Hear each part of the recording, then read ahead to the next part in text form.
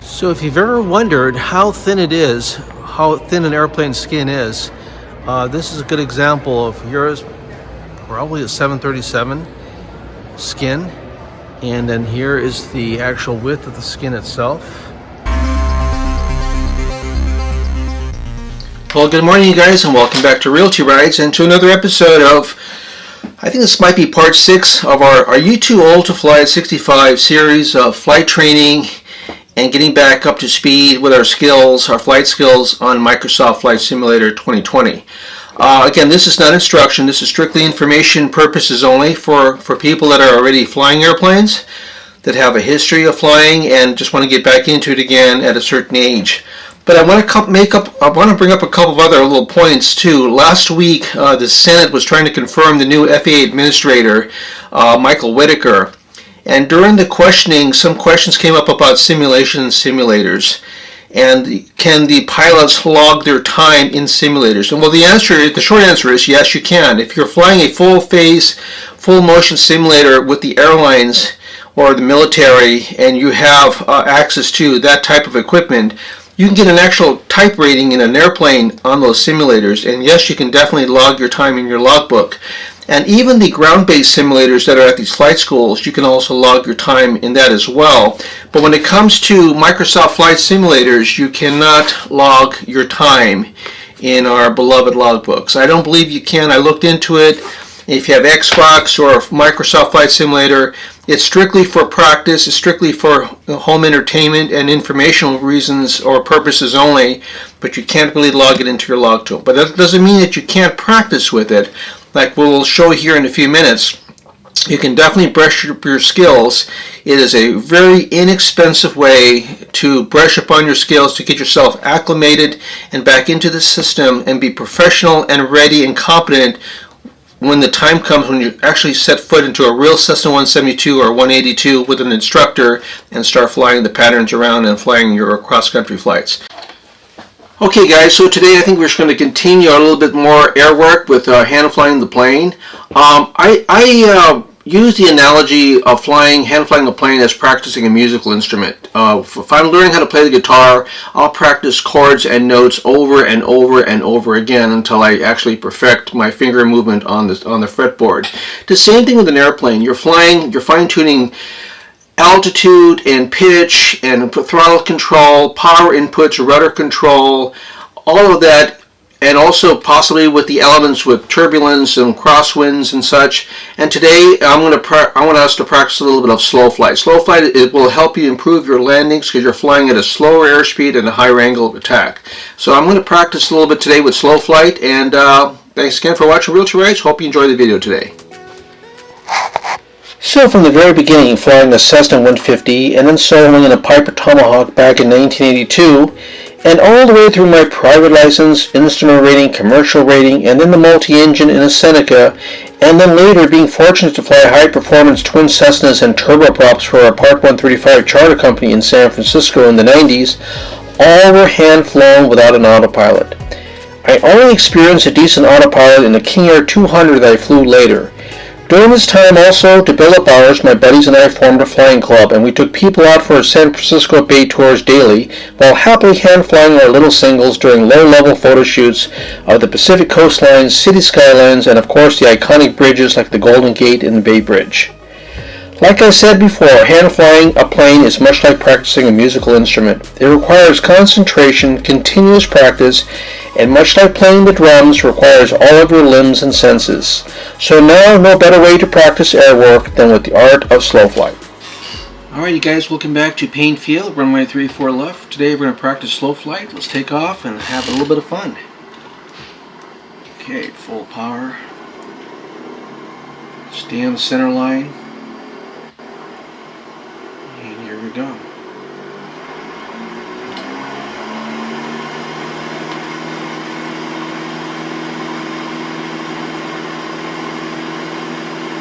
Airspeed's alive, 60 knots, that's our rotation speed, and just gentle pull back, and here we go, airborne. stay on the center line. Runway heading. There we go. Alright. Beautiful day here at Whidbey Island and Paintfield.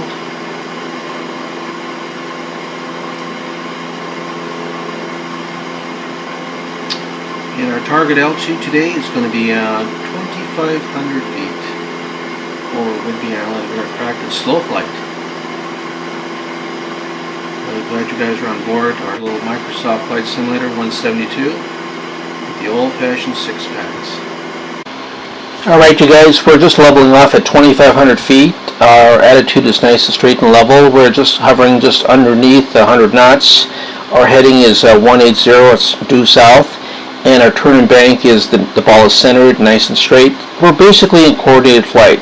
So the objective for today's little tutorial is slow flight. And the main reason why we practice slow flight is to improve our overall landings. The objective is to develop the pilot's ability to fly at low airspeeds and high angle of attack right before you land.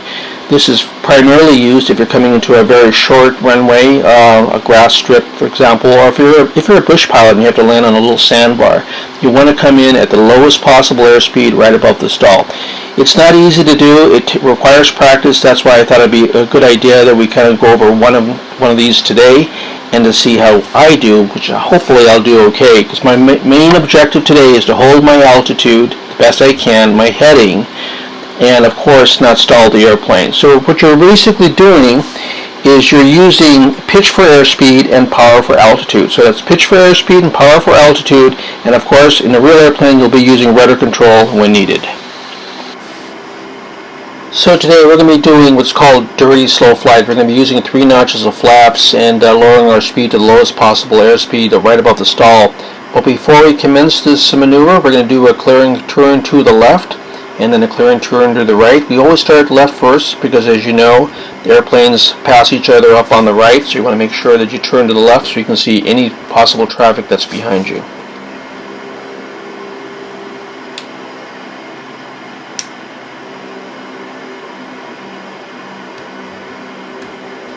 Okay guys, we just finished our clearing turn, so now the procedure for slow flight is this. We pull the carburetor heat out, we decrease our pitch, we power back to 2,000 RPM, and then we apply baby steps in the flaps, 1 notch at a time. And the reason why you want to decrease pitch is because, as you know, when you apply flaps, the plane will want to balloon upwards. And in this situation here, I didn't catch it fast enough, and I applied the flaps before I reduced my power, and the plane ballooned up a little bit, and I gained a little bit of altitude, and now I'm trying to get it back.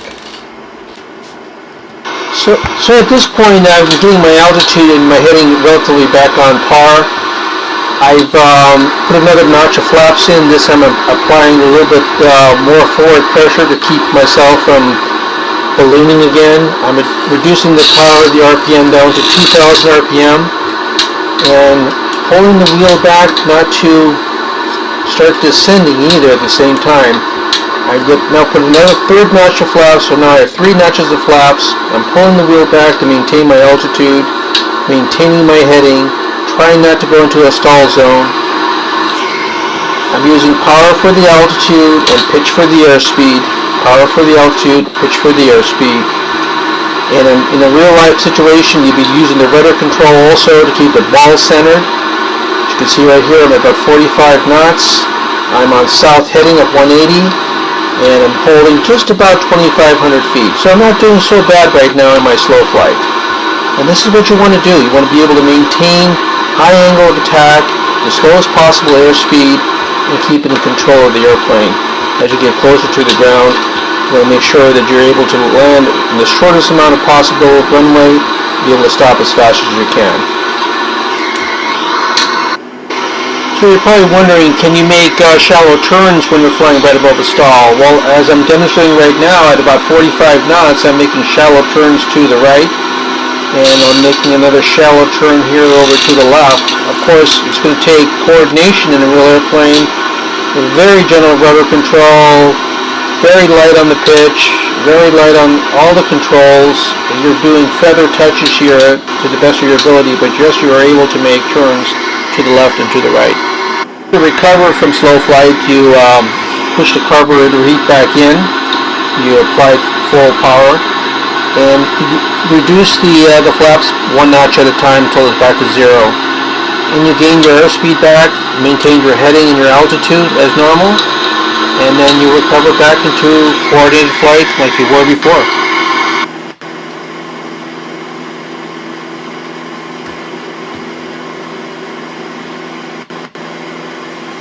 So again, you folks, slow flight is not easy, it's not hard, it's just yet another obstacle on our journey back to a real airplane again. It is a practice procedure that we have to do, along with the stalls, steep turns, takeoffs and landings, level control flight, coordinated flight, short field, soft field takeoffs and landings, just everything, right?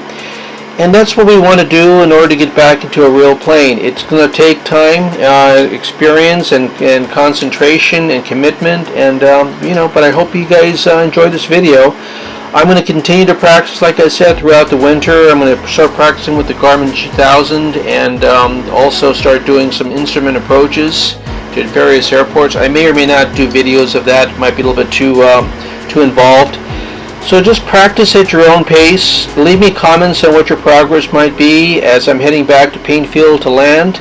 I hope you guys enjoyed this little video of slow flight, and the previous videos that I've done so far. I may be going back into motorcycle and car reviews here in a few days, and then hopefully by the spring, once I get back into a plane and get myself current, I'm going to start reviewing airplanes. So again, thanks for watching Realty Rides, you guys.